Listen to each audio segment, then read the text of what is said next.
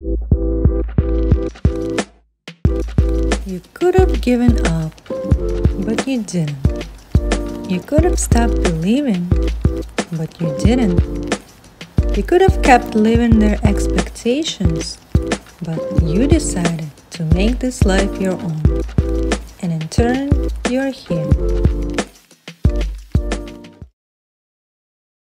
Hello, everyone. Today we're meeting Derick Johnson. He is U.S. Army veteran, a trainer, and a life coach. Hello, Derick. Thank you for joining us today. Thank you for having me, Anna. It's a pleasure being here.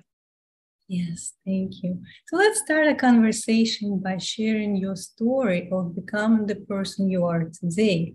What led you to discover your true passion in life? How did it start for you? So how it all started is as a child in school, I was always the quiet kid because I was the observer. So growing up in a home where alcoholism was there, a lot of violence and a lot of crazy stuff, but I was the quiet kid who would just observe the room.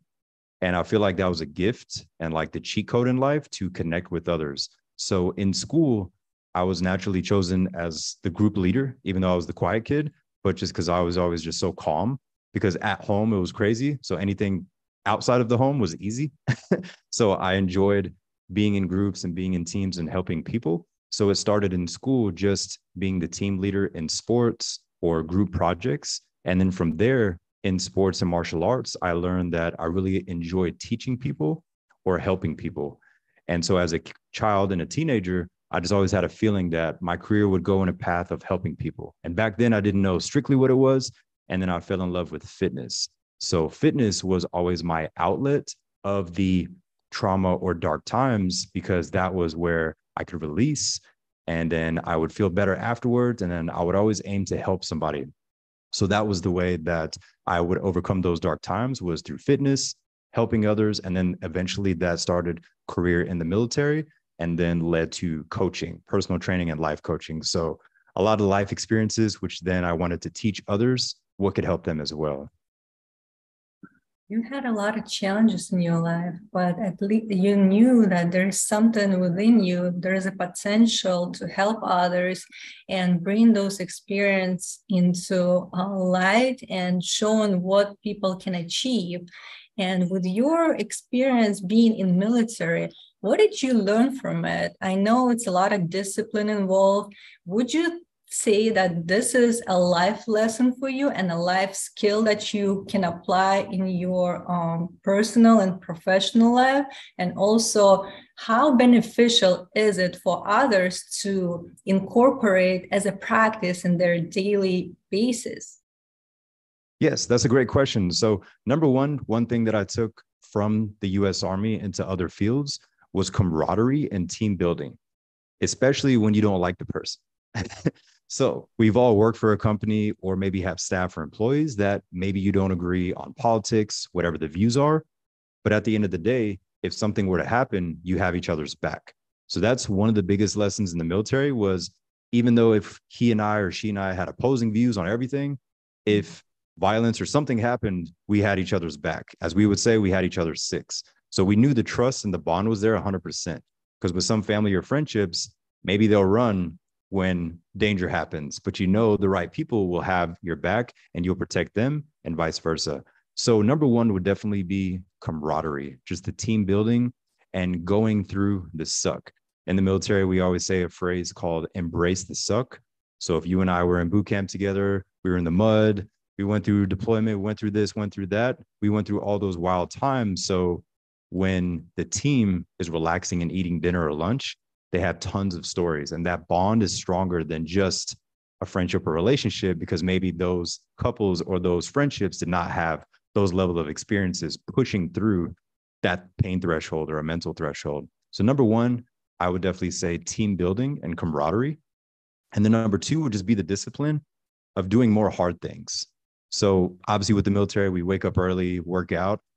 I've done that most of my life. And that right there was just the foundation of waking up at 4, exercising by 5, and that could either be running, weightlifting, martial arts, just anything getting the body moving. So doing something hard in the morning, and then the rest of the day is pretty much easier. So you're more relaxed, because sometimes the day can start emails, calls, staff, people need you, and you haven't even had 30 minutes to yourself.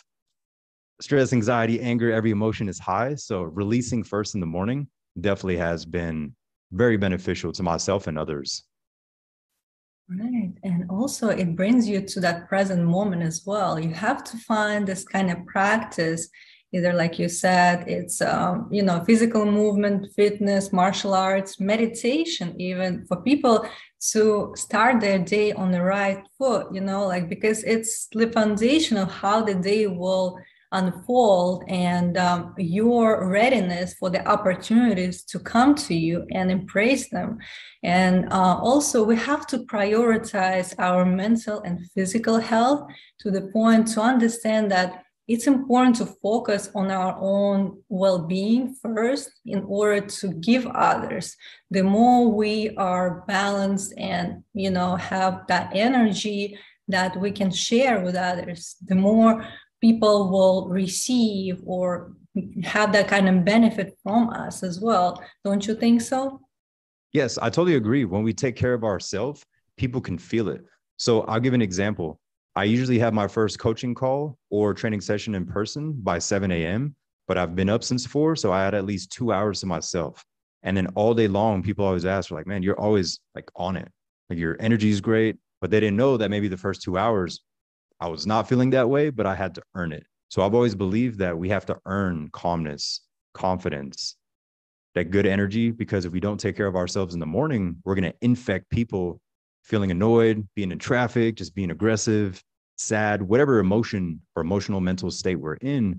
But if we can just have a solid morning routine, we have to have that to prime the rest of the day. So that way we're not showing up to the office or family functions like, don't want to be there. And we don't want to be that person. It's all about bringing the light to the room rather than draining the energy.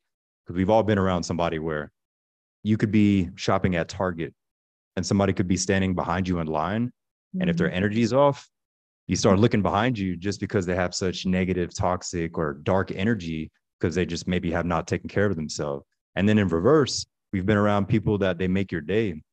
Maybe you're not having a good day. And an old lady talks to you about pasta and why it's her favorite dish or whatever it is. And you didn't know that you needed that 30-second interaction. So being that person to others rather than draining. So I like to look at the simple steps and the simple moments of how can I show up better? Let me take care of myself so I can serve others more. Right. And those simple steps, we have to first take responsibility that we are the one creating our life experiences. And we have that power of choice every single moment, right? So we are facing with the opportunity to choose.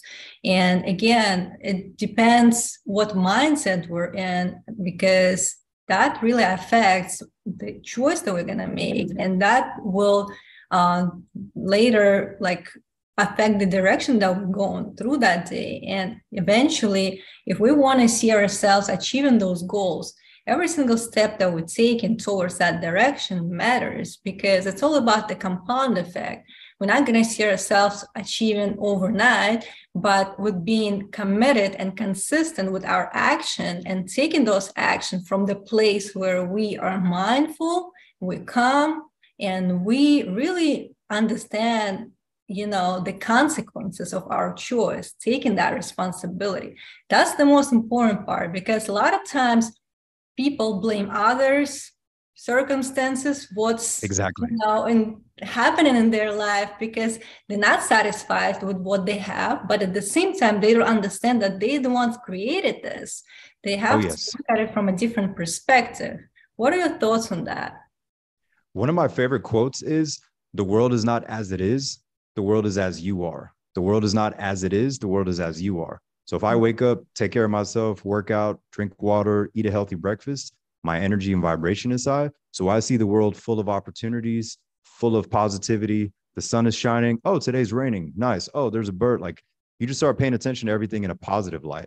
Then in reverse, if I wake up late and I hit snooze 5 times and then I'm late to a call and everything stacks up, I see the world, this sucks, I hate that, why me, why this got, so everything is in reverse. So if we just take care of ourselves and our bases, we will start to see the light. And it sounds simple, sounds easy. It's definitely difficult if somebody does not live in that state, But if they can remind themselves, the world is not as it is, the world is as you are. So if you're in a positive state, you're going to see things in a positive light. Even during the dark times, you'll find those solutions. But if not, we're only going to see problems, or we're going to feel like we're drowning because we haven't been taking care of us first. Right. And also we have to find this way to bring ourselves to present moment, because sometimes we've been stuck in the past as well with, a lot of experience that we had, traumas in our childhood or whatever happened. Every one of us went through something. But again, we have to find a way to let go of that. First experience it, feel it, let yourself feel that emotion and understand Yes. no more than just a feeling, and just let it go and not being stuck and reliving it in your mind, because it's also another way of us preventing ourselves to moving forward. And we have to find that peace with whatever happened, and really know that in the present, that's where the power is. And you can choose and you can change at any point of time. You're not defined by what's happened to you. You are Yes. a different person now. We don't understand that we're changing all the time. We're not static. We're always changing. And we have to forgive ourselves and give ourselves grace, and also being grateful for everything that we have, all the tools, opportunities, people in our life that really support yes. us in our decision. And there's always a way to move forward, to get better. What do you think about it? I totally agree with that. And how people see that, they see themselves. And so I would also suggest that people look at what they consume. Maybe it's a bad food. Maybe it's all processed. Maybe they drink artificial drinks. Maybe they wake up at 6 and they turn on the TV and they turn on the media, which is 99% negative.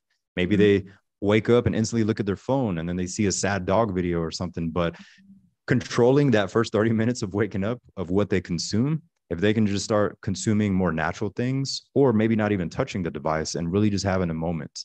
If it's not an exercise, just think, be grateful. It's like we both woke up today, so we're blessed. A lot of people wake up and complain, where they don't even say thanks for just still being alive and here right now. So being grateful for just the smallest thing, because there's always somebody that has it worse. But if we woke up today, that's a blessing in itself, no matter where we are in the world or what situation we're in. But I like how you mentioned to release. So my senior teacher in high school, I remember I was going through some personal things and nobody could ever really tell, but he could tell, because I was good at just playing that role and not showing it, because people depended on me. And he pulled me into the hallway. He's like, hey, let's go in the hallway. And he's like, I'm not going to ask you what's happening, but I'm going to tell you it's okay to be human. Mm-hmm. And in that moment, he said it again. And like for the first time in years, I just like cry for 10 minutes straight in his arms. I'm like 18 years old. I was like, what is happening right now? But he could just tell that I was holding stuff in for so long. And that always stuck with me, is just every now and then just remind yourself it's okay to be human. And we're not saying necessarily to cry every single day, but sometimes emotions build up where maybe we just have to yell for 30 seconds or cry for 30 seconds, go to the car if you're at work and just breathe, meditate, pray, visualize, whatever you need to do in that moment, but just release. Because if not, every little thing that happened is just going to feel like boiling, or the icing on the cake. One person does something in traffic and then they snap. And it's usually the result of 10 different small things that happen, but he or she did not really cause the eruption. They just added to it because we never release. We're just like a tea kettle that's about to boil, and one thing happens and we just pour all over everybody. So I would definitely recommend that people take advantage of things that help them release. So I like to think of something simple as, number one, an exercise. We've never had a workout that we necessarily regret. We feel better afterwards. We're calmer. Thoughts and ideas flood to us. From there, I would also recommend hiking and just being there with nature, taking off your shoes and socks. There's a term called grounding, like going like this with your toes in the sand, in the gravel, in the grass, and just being in that moment, looking at the birds, using your senses. And it sounds very basic and straightforward, but people are missing that because everything is screen, tablet, iPad, calls, this, and this, where they never actually stop just to look at the trees, the birds, or whatever is around them, and just being there and just being present and still for a moment, because everybody's go, go, go, where sometimes we just need to stop, breathe, be grateful, and just be present in the moment. Right. And it's beautiful exercise when we connect with nature, because we have to understand we're not human doing, we're human being. And that state of being, sometimes we feel like we're doing nothing and, we're just being lazy, but it's not the case. It's also important practice. It's always energy that we supposed to let it flow. It's kind of like we receive and we give at the same time, and it's energy flowing, and we need to let it be the way it is, and also recharge ourselves. And with us connecting with nature, we ground ourselves and we recharge, and we experience that flow that's supposed to be happening naturally. And it helps us really to have that creativity, to have that, calmness, serenity. And everything is just for our own benefit, but we don't usually do it as a daily practice. And like you said, we're always on the run, and we're not thinking about it as being important or like a priority for us. And maybe it's different for every one of us. Somebody can go, I don't know, hiking, biking, or anything that you can find for yourself, what's working for you, how you connect with nature, but really just observing everything around you and seeing the beauty of it, and knowing that it's, it's part of who you are as well, right? Yes. So really connecting to it, knowing that we all came from the same source of energy, and we are here together for a purpose, because I believe every single person here on earth, been born for purpose to serve, and we have our unique gifts and talents to share with others. But again, we need to really connect to our true authentic self, to understand what that is, and to find that joy and fulfillment in what we do. And now we already know what is it that we can share with others. But again, we need to get to that place where we feel that flow of energy, and where we have that creativity, and we allow ourselves to really understand what is it that we're here to do. Because sometimes it takes time to get to that place, but with us making those practices on a daily basis, that's where we're going to get to that direction, and eventually we'll see ourselves evolve into a different person that was supposed to be here, and now we know what we're here for. So it's very important to really dedicate time and making a priority for ourselves, for our own self-care, and knowing that we're going to create a ripple effect with us making that time.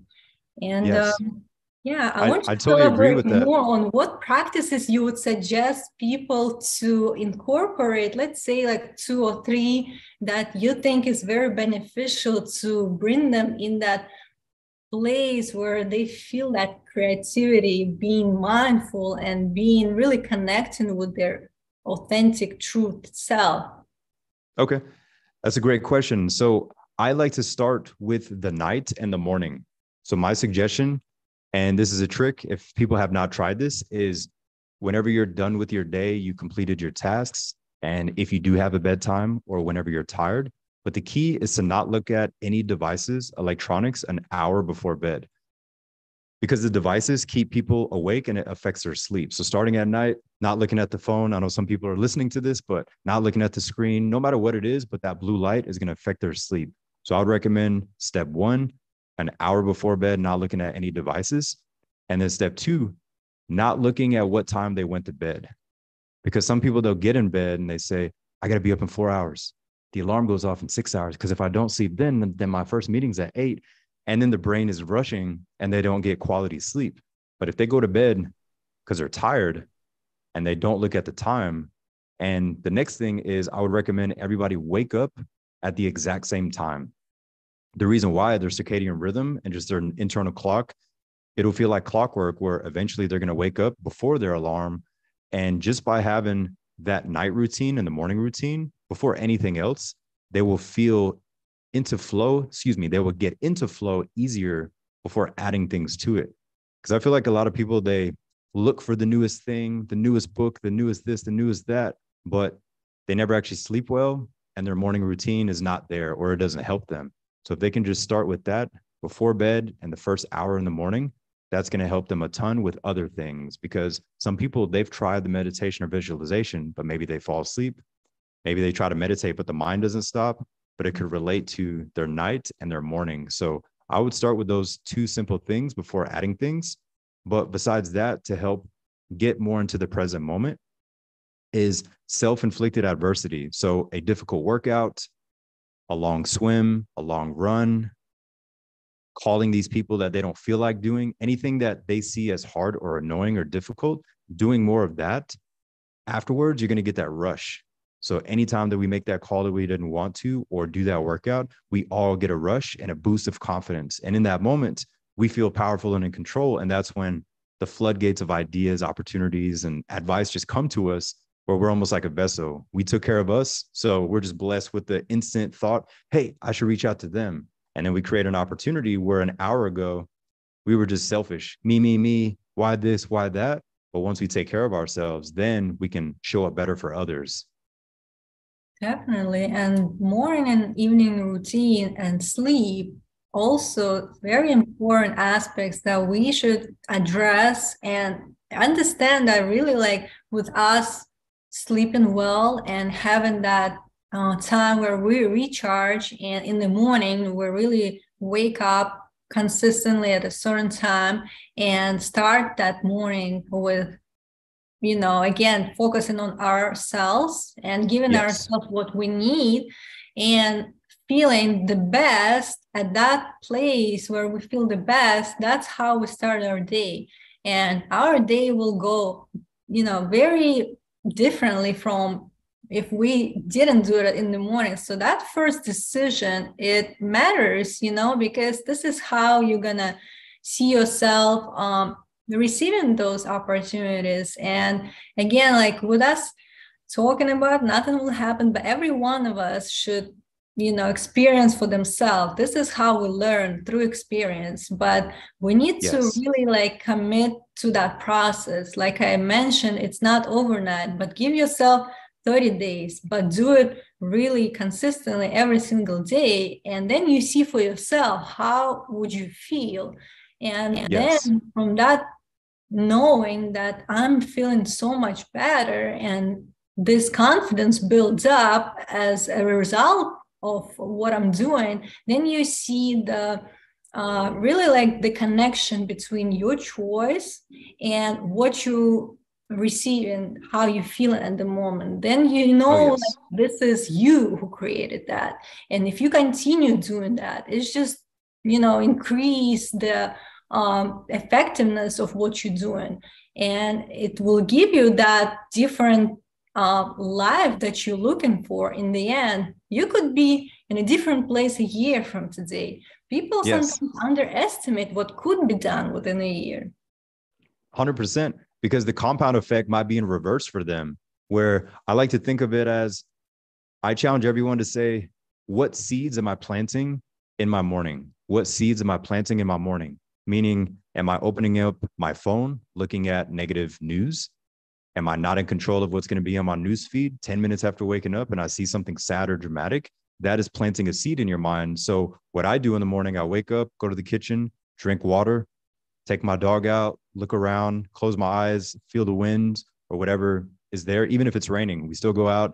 I feel the rain, I feel the heat, whatever weather is happening, but I'm not looking at anything. I might post because my content is more to help and inspire people, but I'm not actually consuming. So I might post the morning routine, but I'm not actually looking at anything. So my seeds are all positive, empowering. And then after the gym, I come home, then I start to look at stuff because I'm more open. So it's not going to affect me because I have zero control. If I'm going to see a sad dog video at 6 a.m. on Facebook that my cousin posted, I'm like, and then that negative seed is in my mind. And that happens to a lot of people. So the first thing to look at is their email, Oh, I have a bill due in 2 days. Oh, this happened with the politics. Oh, this happened with this person and this. And it's not even 7 a.m. yet. And they keep planting these negative seeds. And then they're surprised by 3 or 4 p.m. why they feel so drained, or they can't focus, or they can't perform, when all they did all day long was plant negative seeds. So it's nearly impossible to feel in an empowered state, because all day long they've just been putting negative, toxic stuff in their mind. But looking at it in that light, what seeds am I planting? Just making the right decision to plant more positive seeds. And even when stressful moments, trauma, darkness happens, they won't be affected as much because their mind is open. And when their mind is open, they'll easily find a solution because they're already in a high vibration, rather than negative seeds. Problem happens. Why me? Why this? And then it just goes in reverse. They don't find solutions. They just feel like they're drowning in problems, issues, and debt. But it's amazing what happens just by looking at the simplicity of what seeds am I planting, and setting up I allow myself to do this and I do not allow myself to do that. Like my thing, I don't even watch the news. I don't know what's happening in the world. Teach their own, but I don't look at it because it's negative and it doesn't affect me at all. Like I don't even look at the weather. If it's raining, I'm like, oh, nice, it's raining, but I can't control what's happening everywhere in the world. So I don't look at it at all. I'm not going to pretend things don't exist, but it has nothing to do with my life here. I'm here to serve people and help people. And if I'm putting this in my mind, I'm going to infect people. So I would challenge people to stop watching negative stuff. And last thing is, listen to more empowering and positive music. A lot of music is about heartbreak, breakups, depression. And if they're always listening to these artists, maybe they are working out in the morning. Maybe they are doing this stuff. But if everything they're listening to is negative, then they're planting seeds of that as well, because they keep thinking about past relationship or past trauma. So I would challenge people to only plant positive seeds in your morning routine. Right. And it's very powerful to understand that we're not in control of what's happening externally. People, news, TV, Yes. social media, all of that is a distraction. All what we're in control of, what we choose to think. And that's a choice. We can choose to think anything that we want. We're in control of that. And we have to filter what comes in our mind, knowing that, like you mentioned, it's a seed that's planted that will affect my own personal, professional life, interaction with other people. And that should be an understanding that I'm the one choosing what I'm going to think about, what I'm going to focus on, and what is my priority, what matters to me, and why am I doing this? You have to know why. What is your intention, right? Because behind all the action, there is an intention. And what are you trying to achieve with what you're focusing on? Not just going with the flow, and how people on automatic pilot, sometimes they don't know why they're doing certain things. And with us really clarifying that for ourselves, knowing why, knowing the intention behind it, knowing the result that we're trying to achieve, we have to have that end result in goal in our mind. Again, maybe it's going to unfold in a different way that you expected, right? Yes. But if you know the direction where you're going, because that's important. Sometimes, like if we don't know exactly what we want, we don't know what we want or what we're trying to achieve, it's hard for us to go to that direction. We need to be clear on that goal. And 100%. The more clear we are, the better. The more specific we are, the better. Like I said, it could unfold in a different way, but we have to know that GPS, like internal GPS, because otherwise we could be all over the place. Yeah, exactly. And a lot of people are not crystal clear on what they want. You could ask somebody in public or in your circle. Most people will not know how to answer the question, what fulfills you? Or what is your version of success? Mm-hmm. Or what is your ultimate goal? Any questions along those lines, most people will get stuck on because they're not clear. Or they say, wow, that's a great question. I haven't thought of that. I'm not sure. Let me get back to you. Where that is good that they want to start getting clear on that, but it's scary and sad that the majority of people do not know how to answer those questions because they maybe don't think of it. And as you mentioned, they might just be going on autopilot. One of my favorite books is Outwitting the Devil by Napoleon Hill. And he coined a phrase called drifters. So a lot of people are drifters. They're just like going with the flow, kind of like a jellyfish in the ocean. It just gets pushed everywhere and just going all over. And they're just like, nonchalant, but they never really do anything big, and they're never truly happy, satisfied, or fulfilled. But the most fulfilled people, they have direct focus, as you mentioned, the intention. How do I want to feel after this workout? How do I want to feel after doing this thing? How do I want this call to flow? How do I want this to go? The intent of everything. I even do something, my friends think I'm crazy for this, but I even have an intent of social media. Say, okay, I have a lunch break. I'm going to open up the app. I need to just some interruption. I'm just going to watch funny videos for 15 minutes. My intent is to laugh, look at something positive, eat something, and then go back to work, back to what I'm doing. I even have an intent with every single thing. Even if somebody does it with an email, my intent with this email or to open up my email is to delete all these or to send these 10, but actually be intentional about it. Because a lot of the times when we're just drifting, we open up the email and then we open up Amazon and then we open up Nike.com. And then next thing we know, we didn't do anything. And then time goes by, then stress and anxiety goes up. Then we're annoyed, and that just trickles, all by not being intentional. They're kind of just like, blah. And it's hard to get anywhere just being that way. And as you mentioned, being clear. If somebody can get clear on how they want to look, feel, the relationships they want, where they live, what it looks like, every minor detail, they will start to get a rush and even chills while they work on that thing. But if they don't have the GPS, then they're just going to be going in circles, going to detours, not really knowing where they're going, and just kind of, I'm praying, hoping, and wishing for the best, and we'll see what happens. But everyone definitely just has to get crystal clear on what they want. Yes, and that's important for us to keep in mind. And I'm so grateful we had time to meet today. Thank you. I appreciate it. Sharing your thoughts and wisdom. And for those who would like to connect with you, how can they find you? So the easiest way is on Instagram or Facebook. It's going to be Fit with Derick, FITWITH, with the number 2 at the end. Fit with Derick 2.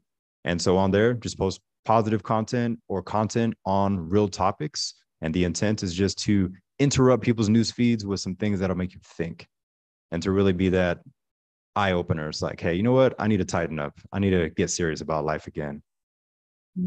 Beautiful. And I also added to show notes as well. And in closing, what would you like to tell people as a thought for today? As a thought for today? What should they focus on today as the most important, I would say, priority? Okay. I would prioritize what time you're going to wake up and what time gap you're going to have for yourself. So an example could be Michelle wants to get up every day at 6 a.m. and by 6:30, she's in the gym or on a walk. So choosing the wake up time, exact same time, 7 days a week, and choosing the gap, the duration of when you're going to have you time. Because most people, they show up for everyone else, but they don't take care of themselves. Right. Yes. And thank you so much. I appreciate it. Thank you. I hope you enjoyed this episode. And if you did, hit the subscribe button and share it with others. Stay tuned.